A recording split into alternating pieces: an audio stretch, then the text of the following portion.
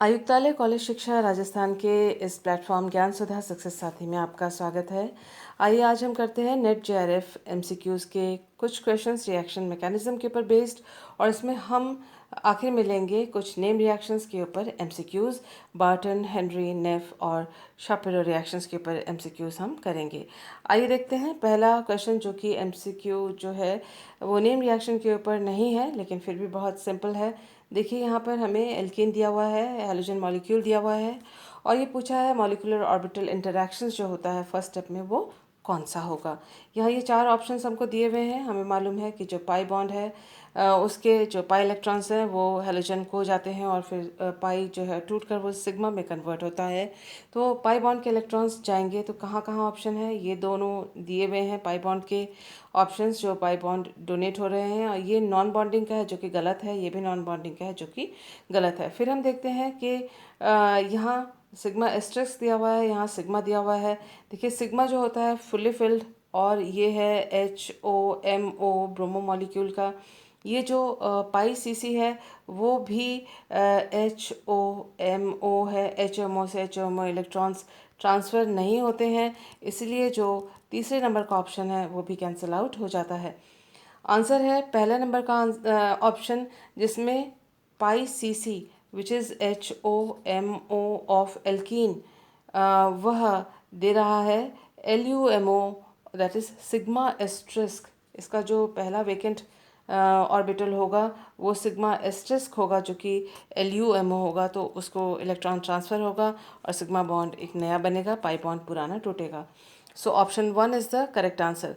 हम देखते हैं सरप्राइजिंगली उसी साल इसी तरह का एक और क्वेश्चन आया था, जिससे हमें इस बात का अंदेशा मिलता है या इंडिकेशन मिलता है कि हमें एमसीक्यूज़ की प्रैक्टिस करनी चाहिए, और जिससे कि हमें उनसे मिलते जुलते क्वेश्चंस दूसरे सालों में दूसरे क्वेश्चन पेपर में मिलने के चांसेस हैं। देखिए इसमें लिखा हुआ है the frontier orbital interactions involve in the formation of carbocation intermediate. तो यहाँ पर कार्बोकेटाइन इंटरमीडिएट, इसके ऊपर आपको ध्यान नहीं देना है, सिर्फ ये है फ्रंटियर ऑर्बिटल इंटरैक्शंस कौन से हो रहे हैं। हमें मॉइटीज़ कौन से दिए हुए हैं, जो हमको मॉलिक्यूल्स दिए हुए हैं वो है आइसोब्यूटिलीन और दिया हुआ है HCl। तो आइसोब्यूटिलीन में डबल बॉन्ड है, HCl में सिंगल बॉन्ड है और सिग्मा बॉन्ड है। और हमें मालूम है कि ये एडिशन रिएक्शन है और डबल बॉन्ड जो है टूट के सिंगल बॉन्ड में कन्वर्ट हो जाता है और एक H एंड Cl इसमें जुड़ जाते हैं। तो ये किस प्रकार से हो सकता है, जैसे हमने पहले वाले अभी जो पहला क्वेश्चन क्या था ठीक वैसा ही, जो पाई है ओलेफिन का एल्कीन का, वह HOMO है और ये LVMO है HCl के सिग्मा का। तो यही एक ऑप्शन है जो हो सकता है। दूसरे ऑप्शन जो यहाँ दिए हुए हैं ये LUMO है, ये भी LUMO है। LUMO से LUMO में इलेक्ट्रॉन का ट्रांसफ़र नहीं होता। ये HOMO है, ये HOMO है। HOMO से HOMO में इलेक्ट्रॉन्स का ट्रांसफ़र नहीं हो सकता। ये लिखा हुआ है, ये LUMO एल्कीन का दिया हुआ है और ये HOMO HCl का दिया हुआ है। लेकिन हमें तो पाई बॉन्ड को तोड़ना है, तो पाई बॉन्ड के इलेक्ट्रॉन्स ट्रांसफ़र होंगे, ना कि एम्प्टी बॉन्ड में, एम्प्टी ऑर्बिटल में ये इलेक्ट्रॉन पाई के लेगा। तो ये जो ऑप्शन है वो भी गलत है। इस तरह से हम देखते हैं in this question also option number 1 is the correct answer. Let's do the next question. देखिए नेक्स्ट क्वेश्चन हमारी स्क्रीन पे है। इसमें पूछा गया है among the following compounds that can be classified as terpene derivatives is या आर। तो ये हमें कुछ मॉलिक्यूल्स दिए हुए हैं और पूछा है कि इनमें से कौन से टर्पीन के डेरिवेटिव हैं। हमें ये मालूम है कि टर्पीन में आइसोप्रीन यूनिट्स होते हैं और जिनको कि हम आइसोपेंटेन एक्यूरेटली कहा जाएगा, क्योंकि आइसोप्रीन में डबल बॉन्ड इस तरह से दो हैं। ये पूरे पांच कार्बन एटम्स का यूनिट है, 1 2 3 4 एंड 5 इसमें। और डबल बॉन्ड्स हैं दो, लेकिन आपस में जब ये जुड़ते हैं डबल बॉन्ड्स जो है सिंगल बॉन्ड में कन्वर्ट हो जाते हैं, जिसकी वजह से हमें एक्यूरेटली जो कहना चाहिए आइसोपेंटेन के यूनिट्स जो होते हैं वो टर्पीन में होते हैं। तो पहला ऑप्शन देखते हैं। पहला जो एग्जांपल हम देखते हैं ये 15 कार्बन का है।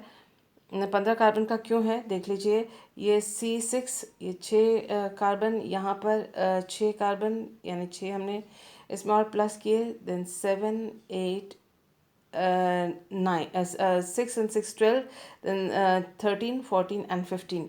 तो 15 जो है इसके अंदर टोटल कार्बन है। तो हमें इस बात का शक हो सकता है कि एक एक आइसोप्रीन यूनिट 5 का है, तो यहाँ पर 15 है तो 3 आइसोप्रीन यूनिट्स हो सकते हैं 15 कार्बन पर। लेकिन यहाँ देखिए जो ये जो पोर्शन है ये वाला यहाँ पर आपको कहीं नहीं मिल रहा है, सिर्फ एक जगह पे है। आप इसको कह सकते हैं कि ये देखिए 1 कार्बन 2 कार्बन 3 कार्बन और उसके बाद ये 2 कार्बन की सिंगल चेन। लेकिन ये जो हिस्सा है वह तो ऑक्सीजन से बना है, यहाँ कार्बन तो है नहीं। तो इस तरह से जो हम देख सकते हैं कि ये जो यूनिट है या यहाँ पर 2 या 3 बार यहाँ पर नहीं है। So this is not terpene derivative. Next जो है वो हम जो बी ऑप्शन है उसको देखते हैं। बी ऑप्शन को आप देखें तो सीधे आपको दिख रहा है एक यहाँ पर 3 कार्बन का एक ये वाला हिस्सा, और साथ ही आपको यहाँ पर ये इस जगह पे 3 कार्बन का एक हिस्सा दिख रहा है, जो कि मैंने इस डायग्राम में आपको सिंप्लीफाई करके दिखाया है। जो ब्लू लाइंस हैं वो एक आइसोप्रीन यूनिट और 5 कार्बन को रिप्रेजेंट कर रही हैं। 1 2 3 4 एंड 5, ये 5 कार्बन है। और दूसरा जो रेड से दिखाया हुआ है उसको देखिए, 1 2 3 4 एंड 5। तो ये 5 कार्बन के यूनिट्स जो हैं, जो कि इसको हेड कहा जाता है। सो आप देखिए कि ये हेड है और ये इस लाल वाले के टेल से यहाँ पर जुड़ा हुआ है सिग्मा बॉन्ड से। हेड टेल यहाँ पर बॉन्डिंग इस मॉलिक्यूल के अंदर है और 10 कार्बन इसके अंदर टोटल हैं। तो उसका मतलब ये आइसोप्रीन यूनिट से बना हुआ है और टर्पीन डेरिवेटिव है। जो सी ऑप्शन है उसमें टोटल 8 कार्बन है। यहाँ पर 1 2 3 4 5 6 7 एंड 8। सो इसको करेक्ट कर लीजिएगा। इसमें 8 कार्बन आइटम्स हैं और 8 कार्बन आइटम जो हैं वो 5 के मल्टीपल नहीं हैं। तो इस तरह से आप देख सकते हैं। और इसके अलावा यहाँ पर जो इस तरह का जो आइसोप्रीन यूनिट 1 2 3 4 5, लेकिन दूसरा आइसोप्रीन यूनिट और नहीं है। तो आइसोप्रीन के साथ आइसोप्रीन यूनिट यानी आइसोपेंटेन के साथ आइसोपेंटेन का बॉन्डिंग यहाँ पर नहीं है, क्योंकि कार्बन इसके अंदर ओनली 8 हैं, not 7। So the correct option in this case is answer B, and this is the option number 3, which is the correct answer. आइए देखते हैं नेक्स्ट क्वेश्चन। नेक्स्ट क्वेश्चन हमारे स्क्रीन पे जो है वो एक लाइट के प्रेजेंस में हो रहा है और हमें दिया हुआ है एक नाइट्राइट, एल्काइल नाइट्राइट दिया हुआ है। जो हमें पहली चीज़ दिख रही है वो कि डेल्टा कार्बन पर हाइड्रोजन है फ्री। और जब ऐसी सिचुएशन होती है कि नाइट्राइट दिया हुआ है, डेल्टा पे हाइड्रोजन है, लाइट है, तो बार्टन रिएक्शन के सिवाय और क्या हो सकता है। तो बार्टन रिएक्शन को बार्टन नाइट्राइट एस्टर रिएक्शन के नाम से भी पुकारा जाता है। ये एक फोटोकेमिकल रिएक्शन है और इसमें फोटोलिसिस होता है एल्काइल नाइट्राइट का फोटोलिसिस होता है, और जिसकी वजह से हमें डेल्टा नाइट्रोसो अल्कोहल हमें उत्पाद के रूप में मिलता है। यानी डेल्टा पे नाइट्रोसो ग्रुप लगेगा और यहाँ पे OH ग्रुप लगेगा। ये वाला बॉन्ड टूटेगा, ये बॉन्ड ये ऑक्सीजन और नाइट्रोजन का बॉन्ड टूटेगा और ये NO जो है वो डेल्टा पे आके जुड़ेगा। यहाँ का हाइड्रोजन जो है वो ऑक्सीजन से जुड़ेगा, तो डेल्टा जो नाइट्रोसो अल्कोहल उत्पाद के रूप में मिलेगा।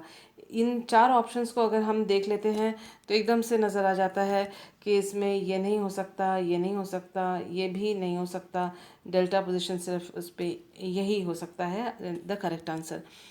हालांकि रिएक्शन मैकेनिज़्म MCQs में नहीं पूछे जाते, लेकिन फिर भी हमको नॉलेज के लिए और अच्छी पकड़ होने के लिए और सारी चीज़ें क्लियर होने के लिए, और ताकि हम जल्दी से हम और क्लैरिटी के साथ क्वेश्चंस को सॉल्व कर सकें, रिएक्शन मैकेनिज़्म का अंदाज़ा हमें होना चाहिए। तो हम देख लेते हैं बार्टन्स रिएक्शन में क्या होता है। देखिए डेल्टा कार्बन पर हाइड्रोजन है, ये रहा, और एक 6 मेंबर ट्रांजिशन स्टेट का फॉर्मेशन होता है ये, और फोटोलिसिस हुआ है एक्सक्यूज़ मी। ऑक्सीजन और नाइट्रोजन का बॉन्ड जो नाइट्रोसो ये जो ग्रुप था उसमें से नाइट्रोसिल रेडिकल निकल कर आ जाता है इस ऑक्सीजन नाइट्रोजन बॉन्ड के टूटने पर। तो ये जो नाइट्राइट था, नाइट्राइट का ON बॉन्ड टूट रहा है होमोलिसिस के द्वारा। एक इलेक्ट्रॉन इसके पास तो बना नाइट्रोसाइल रेडिकल, और ऑक्सीजन के ऊपर एक इलेक्ट्रॉन रह गया, तो ये हुआ एल्कोक्साइल रेडिकल। तो हम देख सकते हैं ये नाइट्रोसाइल और एल्कोक्साइल रेडिकल बना पास ही, चेयर फॉर्म के पास ही, या आप कह सकते हैं 6 मेंबर ट्रांजिशन स्टेट में पास ही डेल्टा हाइड्रोजन प्रेजेंट है, जिसका बॉन्ड भी होमोलाइसिस से टूटता है। एक इलेक्ट्रॉन को लेकर वो ऑक्सीजन के साथ, ऑक्सीजन के एक इलेक्ट्रॉन के साथ, अपने एक इलेक्ट्रॉन के साथ वो सिग्मा बॉन्ड बना लेता है, जिस वजह से इस कार्बन पर इस बॉन्ड का एक इलेक्ट्रॉन उसके पास रह जाता है, जिससे एल्काइल रेडिकल भी बनता है। और ये जो नाइट्रोसाइल रेडिकल है वह इस अल्काइल रेडिकल से एक एक इलेक्ट्रॉन दोनों आपस में देकर एक बॉन्ड कार्बन नाइट्रोजन का बना लेते हैं, जिससे कि हमको नाइट्रोसो, और ये जो अल्कोहल बना, ये जो अल्कोहल बना नाइट्रोसो अल्कोहल उत्पाद के रूप में प्राप्त होता है। और कई बार टॉटोमराइजेशन से ऑक्साइन टॉटोमर भी ये हमको देता है। तो दिस वाज द मैकेनिज्म जो कि अपने को जान लेना चाहिए। और वैसे भी लाइट और नाइट्राइट और delta hydrogen, that means Barton's reaction, ये हमको याद रखना है। So option 4 is the correct answer for this question. आइए देखते हैं नेक्स्ट क्वेश्चन। लेकिन इससे पहले कि नेक्स्ट क्वेश्चन देखें, आइए हम जान लेते हैं हेनरी रिएक्शन के बारे में। हेनरी रिएक्शन को नाइट्रो एल्डोल रिएक्शन के नाम से भी पुकारा जाता है। इसमें जो नाइट्रो एल्केन जो है वह किसी एल्डिहाइड या कीटोन के साथ मिलकर किसी बेस की उपस्थिति में बीटा नाइट्रो अल्कोहल उत्पाद के रूप में देता है। तो ये जो बीटा नाइट्रो अल्कोहल होता है, ये एक इम्पॉर्टेंट इंटरमीडिएट कंपाउंड या प्रोडक्ट हमको प्राप्त होता है, जिसे हम डिहाइड्रेशन के द्वारा या ऑक्सीडेशन के द्वारा या रिडक्शन के द्वारा, इस तरह के अलग अलग रिएक्शंस के द्वारा अलग अलग तरह के डिज़ायर्ड कंपाउंड्स, इच्छित यौगिकों को प्राप्त कर सकते हैं। देखिए, अगर डिहाइड्रेशन करें, यहाँ एक हाइड्रोजन है ही जो कि लिखा हुआ नहीं है, जो कि हम अक्सर अवॉइड करते हैं लिखना, तो ये HNOH निकल गया डिहाइड्रेशन से, तो हमको नाइट्रो एल्कीन उत्पाद के रूप में मिला। अगर यहाँ पर R2H ऑक्सीडेशन से कीटो ग्रुप मिलता है, तो अल्फा नाइट्रो कीटोन हमें प्राप्त होगा। रिडक्शन करेंगे तो NO2 जो है NH2 में परिवर्तित हो जाएगा, और बीटा एमिनो अल्कोहल मिलेगा बीटा नाइट्रो अल्कोहल से। इस तरह से हम हेनरी रिएक्शन में हम देखते हैं कि ये नाइट्रो एल्डोल रिएक्शन है। एल्डोल इसलिए कह रहे हैं कि एल्डोल रिएक्शन की तरह ही जो एल्डोल का C+O था, उसकी जगह नाइट्रो ग्रुप है, तो वो यथावत या एज सच यहाँ रहता है। और जो C+O दूसरे का था वो OH में परिवर्तित होता है। This is all that is alcohol. तो उसी प्रकार से ये रिएक्शन है, that is why it is called as nitro aldol reaction also. तो आइए देखते हैं कि इसका मैकेनिज्म क्या है। क्योंकि बेस की उपस्थिति में रिएक्शन हुआ है, नाइट्रो एल्केन से जुड़ा हुआ, नाइट्रो ग्रुप से जुड़ा हुआ जो कार्बन का हाइड्रोजन है वो एसिडिक है, और ये बेस इसको निकाल के ले जाता है, जिसकी वजह से ये R1 R2 जो कि से जुड़ा हुआ जो कार्बन है वो माइनस चार्ज ले लेता है, उसके ऊपर माइनस चार्ज आ जाता है। हमारे पास है एल्डिहाइड या कीटोन, जिसमें R3 और R4 ग्रुप्स ये लगे हुए हैं, याद रखिएगा। और ये जो कार्बोनाइल ग्रुप है, यहाँ जो कार्बन है वह इलेक्ट्रॉन न्यून या इलेक्ट्रॉन डेफिशिएंट है, क्योंकि पाई बॉन्ड के इलेक्ट्रॉन्स जो है वो ऑक्सीजन पर चले जाते हैं ड्यू टू इट्स इलेक्ट्रोनेगेटिविटी, अपनी ओर वो खींच लेता है। इलेक्ट्रॉन डेंसिटी यहाँ ज़्यादा होती है, यहाँ पर कम। तो यहाँ इलेक्ट्रॉन कम है, यहाँ ज़्यादा है, ये आपस में न्यूक्लियोफिलिक अटैक होता है, और यहाँ कार्बन और कार्बन के बीच में एक सिग्मा बॉन्ड बनता है, जो कि ये रहा। ये देखिए R1 और R2, वो यहाँ R1 और R2 जो नाइट्रो ग्रुप नाइट्रो एल्केन का था, और R3 और R4 जो कि कार्बोनाइल का था, वो ये रहे। और इन दोनों कार्बन के बीच में यहाँ पर सिग्मा बॉन्ड एक नया बनता है। O माइनस यहाँ पर ऑक्सीजन के ऊपर माइनस चार्ज है, क्योंकि उसने पाई बॉन्ड के इलेक्ट्रॉन्स अपने ऊपर ले लिए थे, और डबल बॉन्ड जो है सिंगल बॉन्ड में कन्वर्ट हो गया था, और वही वजह है कि यहाँ पर सिग्मा बॉन्ड नया बन पाया था। अब ये जो कैटलिस्ट था, बेस कैटलिस्ट, जिसने प्रोटॉन पहले ही ले लिया था, वो प्रोटॉन को वापस डोनेट कर देता है। और कैटलिस्ट क्योंकि लास्ट स्टेप में वापस हमें मिल जाता है, तो ये छूटकर अलग हो जाता है। और ये जो प्रोटॉन है वो ऑक्सीजन के साथ जुड़कर OH बनाता है। जो हमको प्रोडक्ट मिला वो है नाइट्रो एल्केन से बीटा नाइट्रो अल्कोहल। और किसकी वजह से मिला? नाइट्रो एल्केन का एल्डिहाइड या कीटोन के साथ रिएक्शन हुआ बेस के उपस्थिति में। इस चीज़ को अपने को ध्यान में रखना है। और देखते हैं नेक्स्ट रिएक्शन, एक और रिएक्शन देखते हैं, that is Nef reaction. Nef reaction है acid hydrolysis of a salt of primary और secondary nitro alkane. Nitro alkane को लिया जाता है एसिडिक मीडियम में, वाटर के प्रेजेंस में रिएक्शन होती है और अल्टीमेटली एल्डिहाइड या कीटोन उत्पाद के रूप में प्राप्त होता है।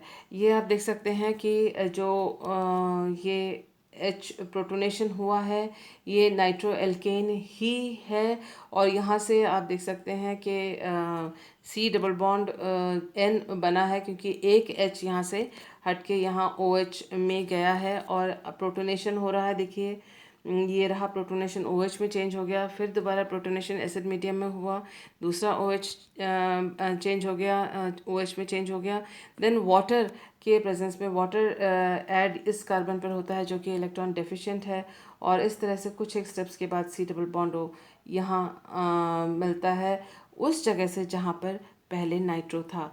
तो नाइट्रो जहाँ ग्रुप लगा हुआ था वहाँ अब C डबल बॉन्ड O यानी कार्बोनाइल ग्रुप लगा हुआ है। और देखिए ये हमको मिला एल्डिहाइड या कार्बोनाइल कंपाउंड एल्डिहाइड या ketone from nitro alkene in the presence of acid. एक और अल्टरनेटिव रिएजेंट है जो कि इम्पॉर्टेंट है, वो है TiCl3 and H2O। Alternative reagent है नेट रिएक्शन का। ये इससे रिएक्शन इजी होती है, फास्ट होती है और यील्ड अच्छा आता है, जिस वजह से इसका इस्तेमाल किया जाता है। तो ये मॉडिफाइड ये जो रिएजेंट है इसका इस्तेमाल किया गया, तो जिससे हमें ये रहा नाइट्रो एल्केन। और नाइट्रो एल्केन से हमको इस तरह से एल्डिहाइड या कीटोन मिला। जहाँ पर नाइट्रो ग्रुप जुड़ा हुआ था उसी नाइट्रो ग्रुप के स्थान पर C डबल बॉन्ड O आया है। हम देख सकते हैं कि TiCl3 जो है नाइट्रो ग्रुप के साथ एक कॉम्प्लेक्स बनाता है और उसके बाद हाइड्रोलिसिस या वर्कअप जिसे कहते हैं, उसके बाद जो है आपको एल्डिहाइड या कीटोन उत्पाद के रूप में मिलता है। तो दो इन्फॉर्मेशन हमारे पास हैं। पहली इन्फॉर्मेशन जो है वो हेनरी रिएक्शन के रूप में है, जहाँ पर हमको नाइट्रो एल्केन से बीटा नाइट्रो अल्कोहल मिला है। और दूसरी इन्फॉर्मेशन हमारे पास नेफ रिएक्शन के नतीजे में है, या एज रिजल्ट ऑफ नेफ रिएक्शन, जिसमें हमको नाइट्रो एल्केन से हमको एल्डिहाइड या कीटोन प्राप्त होता है। इन दोनों रिएक्शंस, दोनों कंडीशंस को ध्यान में रखते हुए आइए सॉल्व करते हैं दोनों नेम रिएक्शन की सहायता से। The question on the screen is for 2 marks. और इसमें देखो एक नाइट्रो एल्केन हमको दिया हुआ है, एक एल्डिहाइड हमको दिया हुआ है या कार्बोनाइल कंपाउंड दिया हुआ है, और दिया हुआ है बेस।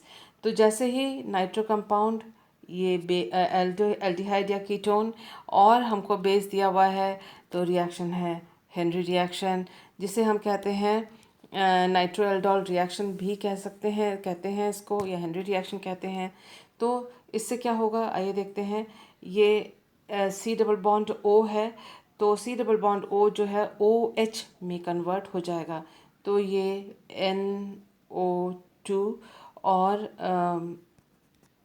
NO2, और यहाँ पर ये कार्बोनाइल कार्बन था जिसका डबल बॉन्ड O अब सिंगल बॉन्ड OH में कन्वर्ट हो गया है। इस कार्बोनाइल कार्बन से जुड़ा हुआ है आइसोप्रोपाइल ग्रुप। तो ये पहले स्टेप के आखिर में हेनरी रिएक्शन से हमको मिलेगा बीटा नाइट्रो अल्कोहल, जो कि ये बीटा नाइट्रो अल्कोहल है। अब दिया हुआ है TiCl3H2O, जो कि नेफ रिएक्शन जिससे होता है। और नेफ रिएक्शन से हमको मालूम है जो NO2 ग्रुप है, नाइट्रो ग्रुप अभी हमने देखा था, नाइट्रो ग्रुप जो है वह डबल बॉन्ड O में कन्वर्ट हो जाएगा। तो हम इस नाइट्रो ग्रुप को अगर हटा दें और इसके बाद डबल बॉन्ड O लगा दें, तो ये मॉलिक्यूल हमको उत्पाद के रूप में मिलता है। सो हम देखते हैं कि option number 2 is the correct answer. और देख लेते हैं कि यहाँ पर देखिए हेनरी रिएक्शन के बाद नाइट्रो मिलता है, तो और ये रहा नाइट्रो ग्रुप, लेकिन TiCl3 के बाद वो जो है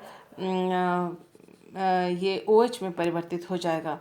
यहाँ पर इन्होंने ये बताया है कि जो हेनरी रिएक्शन से जो OH है उसको इन्होंने यहाँ से वाटर मॉलिक्यूल निकाल के निष्कासित कर दिया है, वाटर मॉलिक्यूल और डबल बॉन्ड शो किया है लेकिन उस डिहाइड्रेशन के लिए यहाँ पर कोई भी रिएजेंट यहाँ इस्तेमाल नहीं किया है।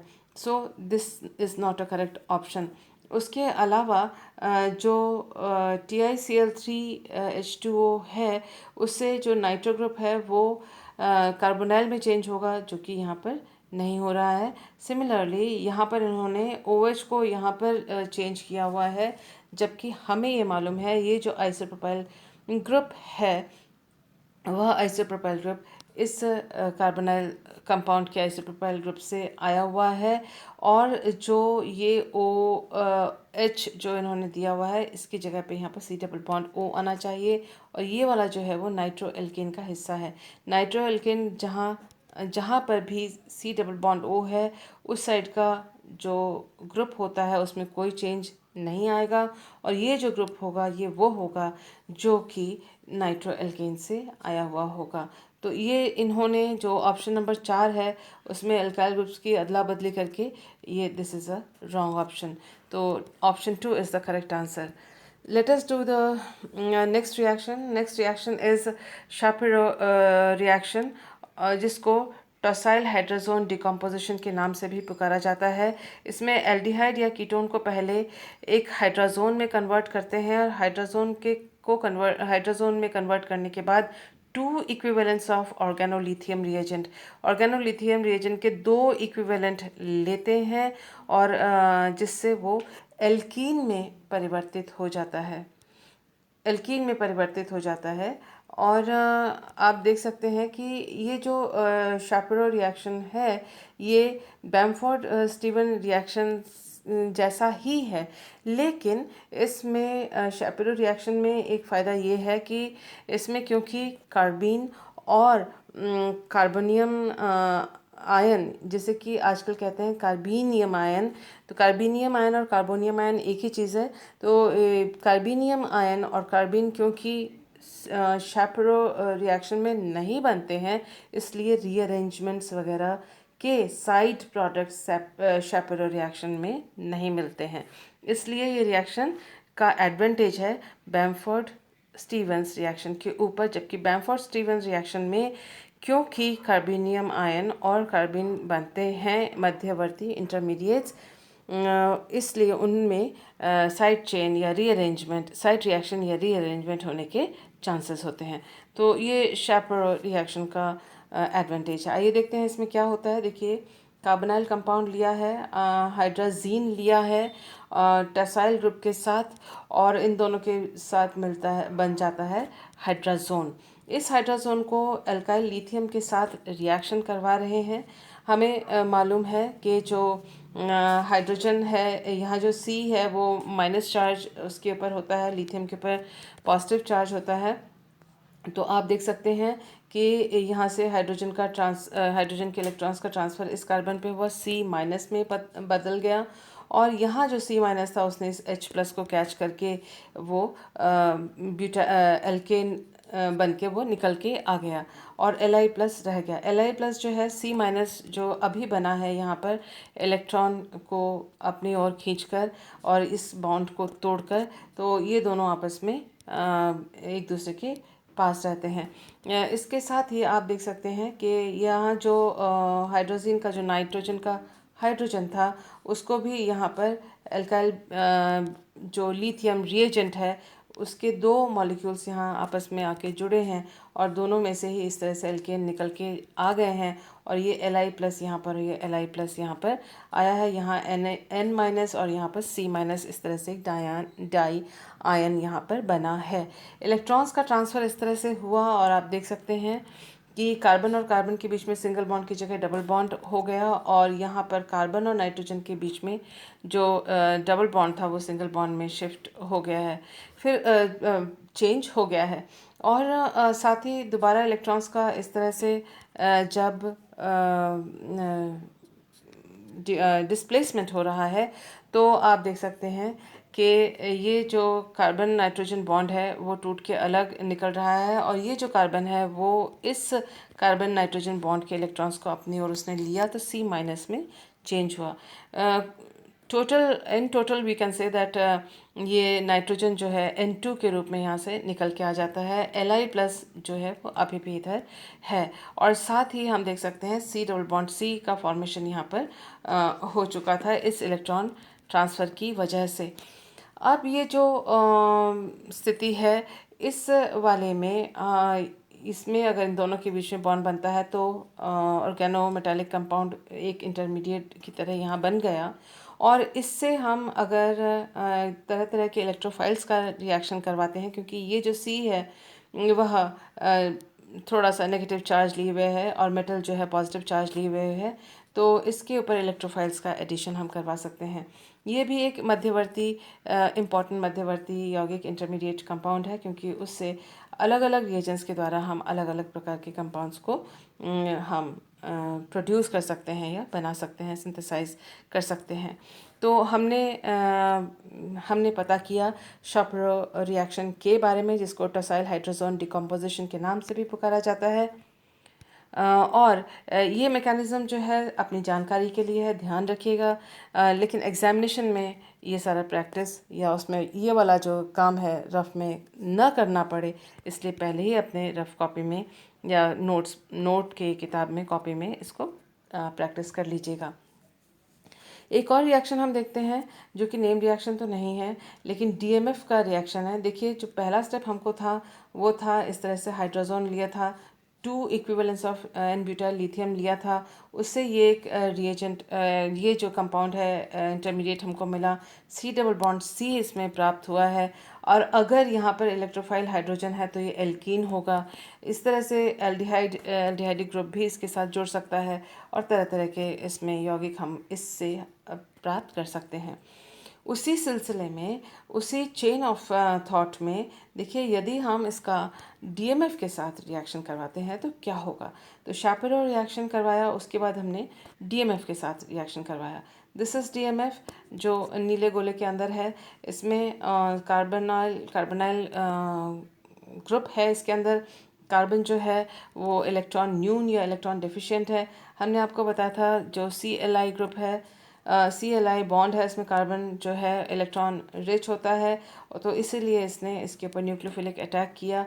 इस कार्बन और इस कार्बन के बीच में एक बॉन्ड बना, तो ये CC बॉन्ड बना है, और लिथियम जो है यहाँ से हट गया है। और आप देख सकते हैं कि अब ये O के ऊपर माइनस आया है, क्योंकि ये इलेक्ट्रॉन शिफ्ट है, प्रोटोनेशन उसका हुआ, OH में कन्वर्ट हो गया, लेकिन नाइट्रोजन जो है अपने इलेक्ट्रॉन्स, बॉन्डेड इलेक्ट्रॉन्स को लेके निकल रहा है, तो कार्बन नाइट्रोजन बॉन्ड जो है वो टूट रहा है, और ये जो हाइड्रोजन था वो भी यहाँ से उसके बॉन्डेड इलेक्ट्रॉन्स यहाँ शिफ्ट हो गए, वो ऑक्सीजन और कार्बन के बीच में शिफ्ट होकर C डबल बॉन्ड O देंगे, और ये जो H है वह यहाँ से निकल जाएगा, तो ये कार्बन नाइट्रोजन बॉन्ड टूट जाएगा, as a result of which हमको यहाँ पर C डबल बॉन्ड OH, ये C डबल बॉन्ड O बन रहा है, C डबल बॉन्ड OH यानी CHO, यानी एल्डिहाइडिक ग्रुप यहाँ पर जुड़ गया है। तो इस तरह से हम देख सकते हैं कि DMF जो है एक इलेक्ट्रोफाइल की तरह हमने इसका इस्तेमाल यहाँ पर देखा। तो शापिरो रिएक्शन और DMF का जो यहाँ पर यूज़ है, इन दोनों बातों को ध्यान में रखते हुए हम करते हैं नेक्स्ट रिएक्शन को सॉल्व। तो नेक्स्ट रिएक्शन जो हमारे स्क्रीन पे है 2 मार्क्स के लिए है और डायरेक्ट क्वेश्चन है।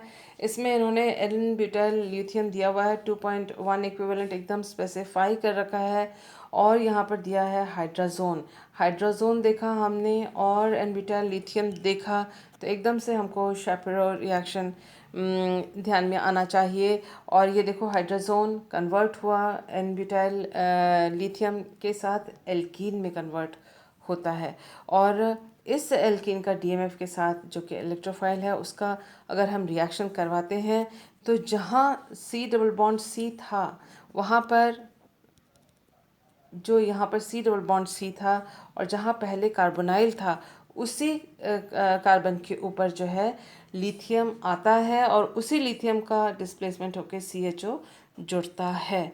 तो यहाँ पर हम ऑप्शंस देख रहे हैं कि इन्होंने दिया हुआ है कि यहाँ CHO इधर जुड़ा है। दिस इज़ रॉन्ग, क्योंकि जो इनिशियल मॉलिक्यूल था, सबस्ट्रेट जो हमारे पास था, उसमें जिस कार्बन के पास ये मिथाइल ग्रुप है उस पर यहाँ पर डबल बॉन्ड आना है, ये तो सही है। लेकिन ये वाला जो कार्बन है वो कार्बोनाइल कार्बन था और उसी पे नाइट्रोजन, उसी पे लिथियम होगा आके जुड़ेगा और उसी पे CHO ग्रुप आके जुड़ेगा। तो यहाँ पर ये जो है इस कार्बन के बजाय यहाँ पर दिखाया गया है, तो दिस ऑप्शन इज़ रॉन्ग। ये तो रॉन्ग है ये, क्योंकि यहाँ पर डबल बॉन्ड भी नहीं है और साथ में ये CHO ग्रुप भी डिस्प्लेस दिखाया हुआ है। यहाँ पर जो है CHO ग्रुप को जो यहाँ पर C डबल बॉन्ड या हाइड्रोजोन था वहाँ ना दिखा के कहीं और डबल बॉन्ड भी नहीं है। तो ये सारे ऑप्शंस जो है वो कैंसिल आउट हो जाते हैं और हमारे पास डायरेक्ट, अगर हम इसको देखें भी ना तो भी हमको डायरेक्टली पहली बार ही पता पड़ जाएगा कि option 1 is the correct answer. आइए देखते हैं एक और रिएक्शन, बैम्फोर्ड स्टीवंस रिएक्शन है। और बैम्फोर्ड जो स्टीवंस रिएक्शन है ये हमने अभी बात की थी कि शापेरो रिएक्शन की तरह ही है, लेकिन इसमें कार्बीनियम और कार्बीन इंटरमीडिएट बनते हैं जो कि शापेरो रिएक्शन में नहीं बनते हैं। तो ये देखिए हाइड्रोजोन है और बेस लिया है और इस तरह से एल्कीन प्राप्त हुआ है। यहाँ अगर हम प्रोटिक सॉल्वेंट लेते हैं तो जेड एल्कीन मिलते हैं, सॉरी ए प्रोटिक सॉल्वेंट लेते हैं तो जेड एल्कीन बनते हैं प्रोडक्ट के रूप में, और जबकि प्रोटिक सॉल्वेंट लेते हैं तो ई और जेड एल्कीन का मिक्सचर हमको मिलता है। हम वीडियो के आखिरी स्लाइड में आ चुके हैं। वीडियो आपको अच्छी लगी हो तो आप लाइक ज़रूर कीजिएगा। आपकी लाइक और कमेंट्स, पॉजिटिव कमेंट्स हमको और भी वीडियोस बनाने के लिए इंस्पायर करते हैं। तो देखिए एक बार बैम्फोर्ड स्टीवन रिएक्शन का जो मैकेनिज़्म है उसको देख लें। फिर मैं इंसिस्ट करना चाहूँगी आप इनको प्रैक्टिस करते रहिए, याद करने की कोशिश बिल्कुल मत कीजिएगा, क्योंकि प्रैक्टिस करते करते ही आपके दिमाग में ये सेट हो जाएगा और जब एग्ज़ामिनेशन होगा उसमें MCQ को देखते ही, आप क्वेश्चन को देखते ही आराम से आपको समझ में आ जाएगा कि क्या रिएजेंट है तो कौन सा प्रोडक्ट होगा। देखिए ये हाइड्रोजोन दिया हुआ है, यहाँ बेस स्ट्रॉन्ग लिया हुआ है, जिसकी वजह से ये जो हाइड्रोजन है वो हट गया और उसकी जगह N- आ गया। और यहाँ से देखिए टॉसाइल ग्रुप जो है वो भी निकल के जाता है। तो फर्स्ट स्टेप के आखिर में हमको इस तरह से एक यौगिक इंटरमीडिएट के रूप में मिलता है। ये जो इंटरमीडिएट है अगर प्रोटिक सॉल्वेंट लिया तो भी एल्कीन देगा, और अगर ए प्रोटिक सॉल्वेंट लिया तो भी एल्केन देगा, जो कि जेड एल्कीन यहाँ होता है और यहाँ EZ का कॉम्बिनेशन हमको प्राप्त होता है। तो आप देख सकते हैं कि अगर प्रोटिक सॉल्वेंट लिया है तो ये प्रोटॉन जो है इस कार्बन के ऊपर जो पहले कार्बोनाइल कार्बन था, पहले हाइड्रोजोन बनने से पहले उस पर आके यहाँ पर जुड़ा है, और उसके बाद ये नाइट्रोजन जो है अपने C कार्बन और नाइट्रोजन बॉन्ड के इलेक्ट्रॉन्स को लेके ये निकल गया और यहाँ पर कार्बोनियम आयन, जिसे कि अब कहते हैं कार्बीनियम आयन, मध्यवर्ती बना, जो कि शापेरो रिएक्शन में नहीं बनता है। और उसके बाद यहाँ से प्रोटॉन लॉस के बाद एल्कीन प्राप्त हुआ। हमें मालूम है कि इसमें E और Z का कॉम्बिनेशन प्रोडक्ट के रूप में यहाँ पर प्राप्त होता है। आप देख सकते हैं कि जब ए प्रोटिक सॉल्वेंट लिया है तो इस तरह से इलेक्ट्रॉन का डिस्प्लेसमेंट या डिलोकलाइजेशन हुआ, जिसकी वजह से यहाँ C- आके चार्ज बनता है। लेकिन जिस कार्बन नाइट्रोजन बॉन्ड के इलेक्ट्रॉन्स को लेके जैसे ही नाइट्रोजन निकल जाता है तो इलेक्ट्रॉन डेफिशिएंट कार्बीन हमको यहाँ पर उत्पाद के रूप में मिलता है, ये इंटरमीडिएट के रूप में मिलता है इस स्टेप के इस जगह पर, इस पॉइंट पे। और ये जो कार्बीन इंटरमीडिएट है वो शापेरो रिएक्शन में नहीं था, ये दोनों चीज़ें वहाँ पर नहीं थी, इसलिए इनका जो रीअरेंजमेंट की वजह से जो साइड प्रोडक्ट इस रिएक्शन में, बैम्फोर्ड स्टीवन रिएक्शन में मिलता है, वो शापेरो रिएक्शन में प्राप्त नहीं होता। ये बात अपने को ध्यान में रखनी थी। और इसमें भी देखिए आप यहाँ पर एल्कीन आपको प्राप्त होगा और यहाँ पर जेड एल्कीन के पाए जाने की संभावना ज़्यादा है। सो आई होप जो आज का इन्फॉर्मेशन है आपके लिए लाभदायक रहा होगा और इजी टू अंडरस्टैंड था। Thank you for being with me.